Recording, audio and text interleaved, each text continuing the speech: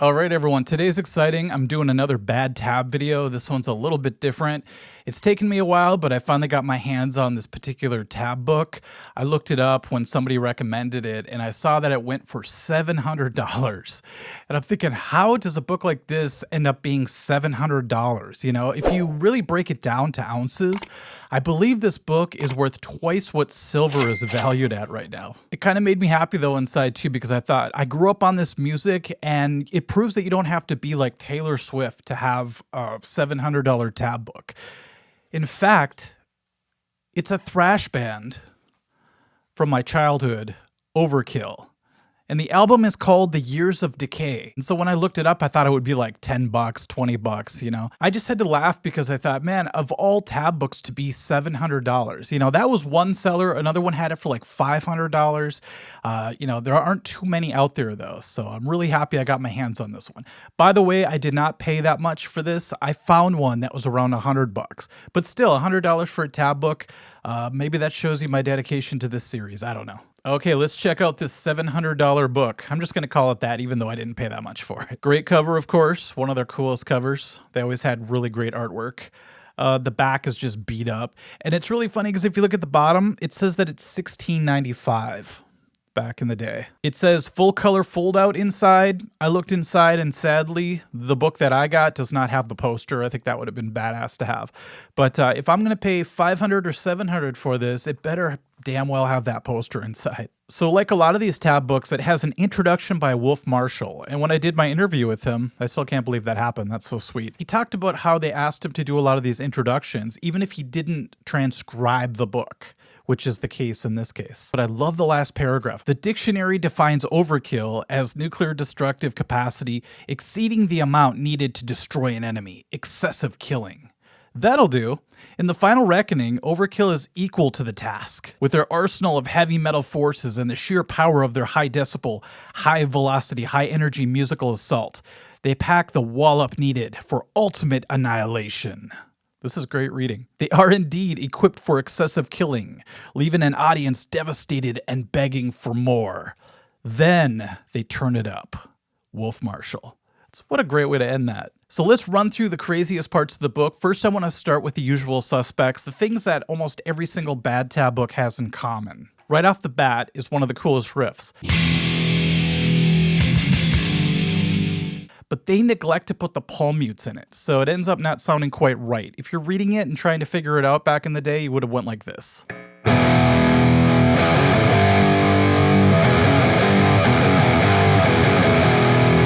It still sounds great, it's a great riff, but if you add the palm muting, which you're supposed to, it would sound like this.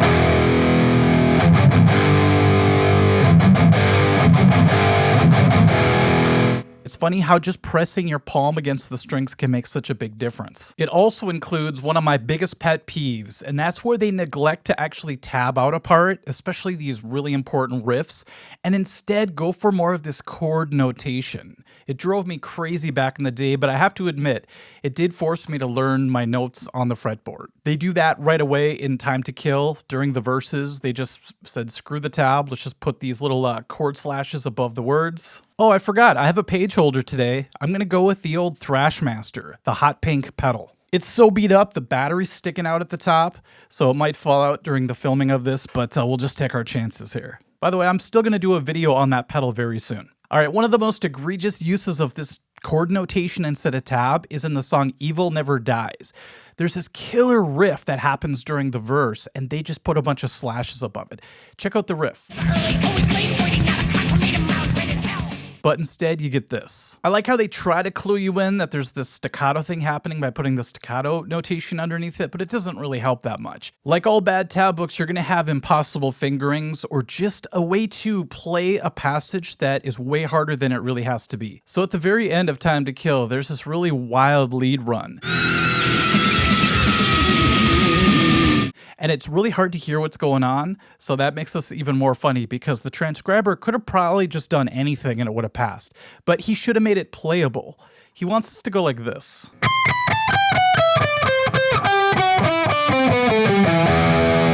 That huge jump from the 17th fret to the 12th fret is so ridiculous and not needed.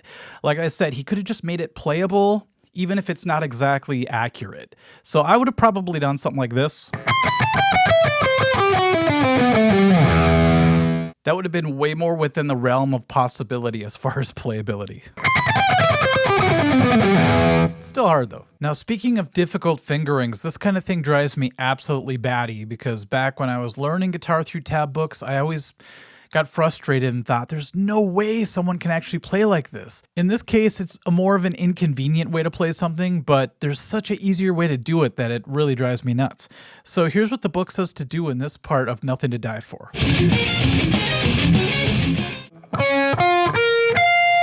But then right after that, they want us to jump down and do this. By the way, they say to palm mute. And then the third one's funny because they have a double 8, so that's kind of suspect right off the bat.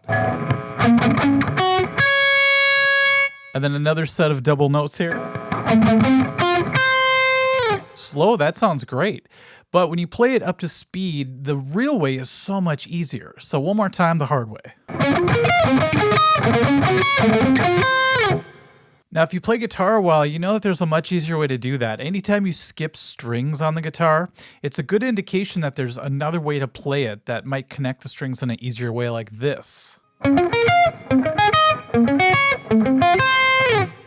I can't believe how much easier that is. Some of the best parts of bad tab books are the little side notes, you know, where they put the little asterisks and they explain something. One of the funniest ones, I actually missed it in my video, but in the comment section, it was for a bad Nirvana book. Someone said it said Flagner instead of flanger. But in this book, there are some moments where you're just kind of scratching your head because it's a little too much information and it's kind of confusing. So it's almost a paragraph underneath this tab for elimination. It says, hammer E, 6th string open, to F sharp, 6th string, 2nd fret, while letting C sharp, 5th string, 4th fret, ring.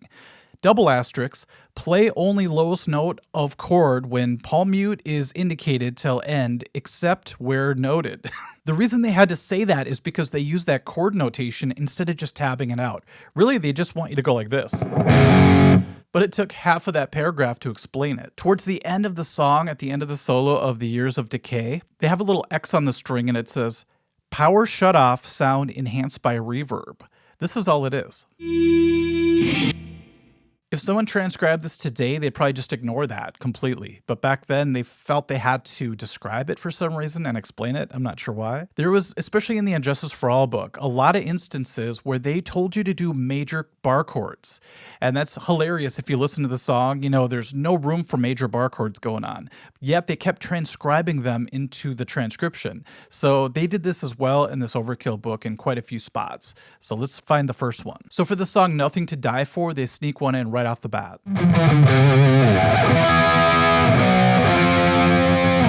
The weirdest part is towards the end of The Years of Decay, they have the high major note actually in parentheses. So it's almost like they're saying they're in there, but you don't have to play them. But if you listen, you don't hear them. So it's really weird. Here's what they have us doing.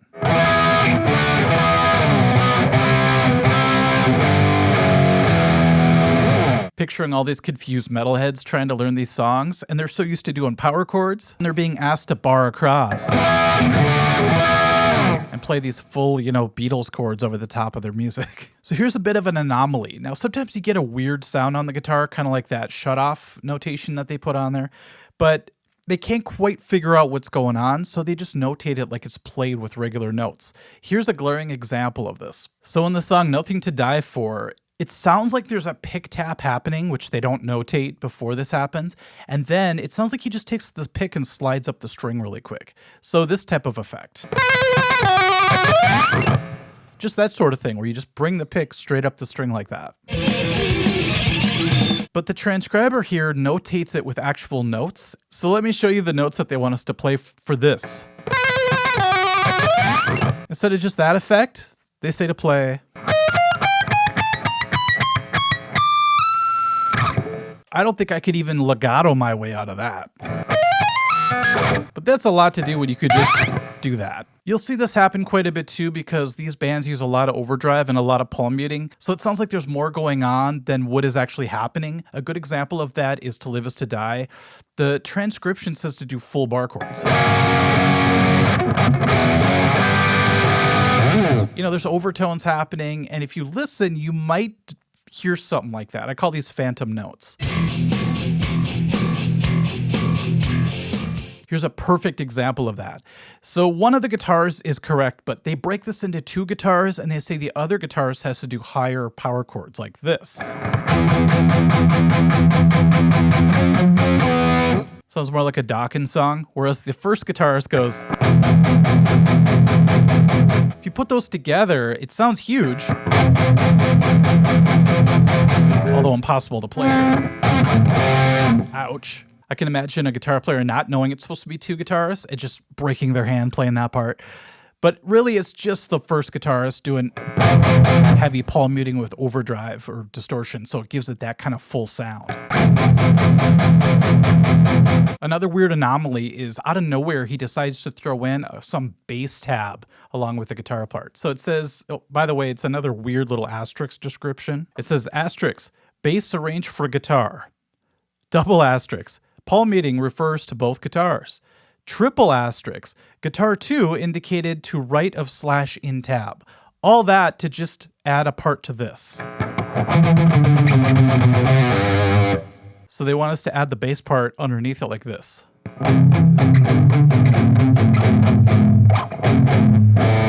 That's impossible to do a third fret and open at the same time, but that's what I tried to do there. Okay, why would all of a sudden they just add that on the very last one? Doesn't really make any sense. If it's nowhere else in the book where they added an important bass part, that's weird. Just let the guitarist do the guitar part. It's cool enough. Now, I'm only going to add this next gripe because it goes totally against what the rest of the book has. So there are a lot of instances where they took one guitar part and they tried to do two parts instead. And I know there are two guitar players in the band, but a lot of the times they are playing in unison to thicken up the sound. But in this case, where there is one guitar playing, they say to break it up into two just because the notes are separated pretty far apart. So the first time I did this, I think it was for Testament the Ballad. That's where you could reach over the top and play the low bass note while playing the higher note on the first string. No, that might be that's for a different Testament song. Is that Return to Serenity or The Legacy? All right, so that's very possible. It's a very classical thing. But here they say, asterisk once again, two guitars arranged for one, just for this simple. And you can clearly see in the live version that he's doing it just with one guitar. In fact, that would be weird to have two guitar players just to do these parts. It's a cool sound, actually. It reminds me of like Luigi's Mansion or something, if you've ever played that game.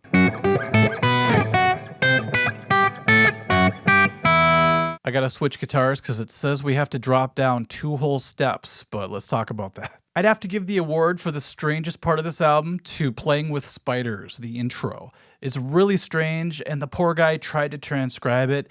But first of all, he made the biggest mistake you could probably make when transcribing guitar, and that is he got the tuning wrong. So it made everything really ridiculous to play. I did a lot of research the other day, and I really watched the hands of the guitarist live, and I came up with the fact that it's not tuned down 2 steps. And by the way, a lot of guitar players still play it that way. I wonder if it's because of this book. But if you watch carefully, you could tell that they're playing it in drop C instead. So everything down a whole step and then just drop the lowest string down to C, and you've got this. Pretty intense sounding. It's way better for your guitar, by the way, instead of tuning down 2 steps.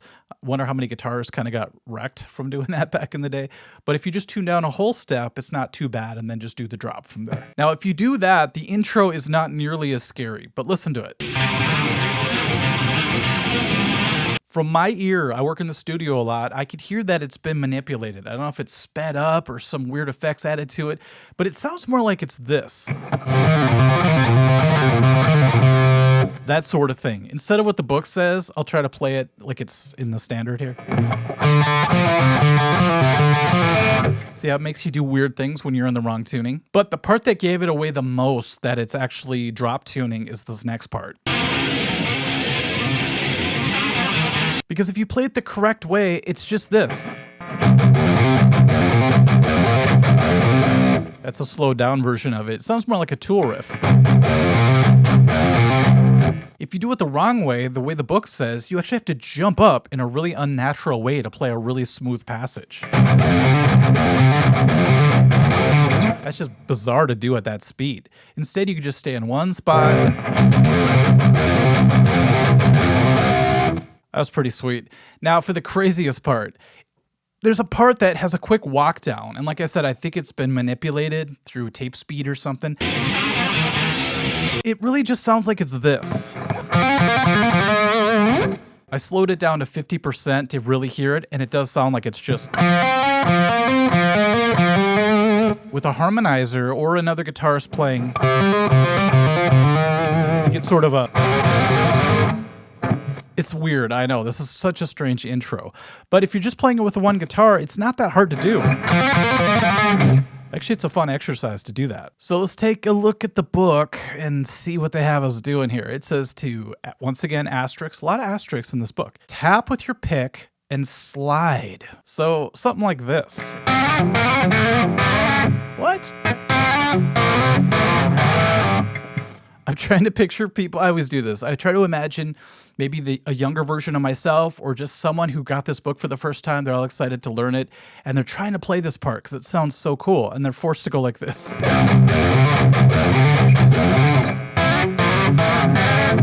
I laugh because it's so ridiculous and sad. But if they were tuned correctly, they just would have had to go. Still hard, but way more playable. That little font for Skull Crusher kills me for some reason. This last part really shows the importance of correct tuning.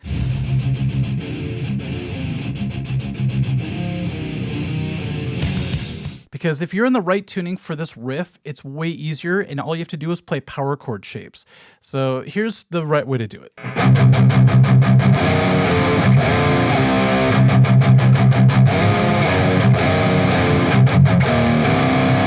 That is such a badass sound. When you do a power chord on a drop tuning, you get this nice...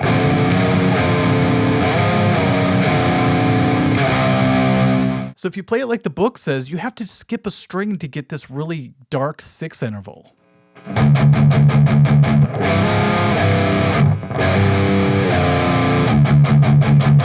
That's a strange way to play it when you could have just done it with regular power chords if you were tuned correctly. I may have said this in another Bad Tab video, but I think that's the most frustrating part is when the actual way is easier than the way they have it in the book. I still think that would be really badass if some of these artists would take their own tab book, this would be a really cool series, and go through it and just say, actually I do this and I do this. I think that would be a huge thing. But until then, you have my videos to kind of bridge the gap, I guess. Now for what I feel is the best part of this entire Bad Tab book. Let's get rid of the placeholder. The battery never fell out, that's good. Now I'm sitting here, I'm going through it page by page, looking for that poster that got taken out.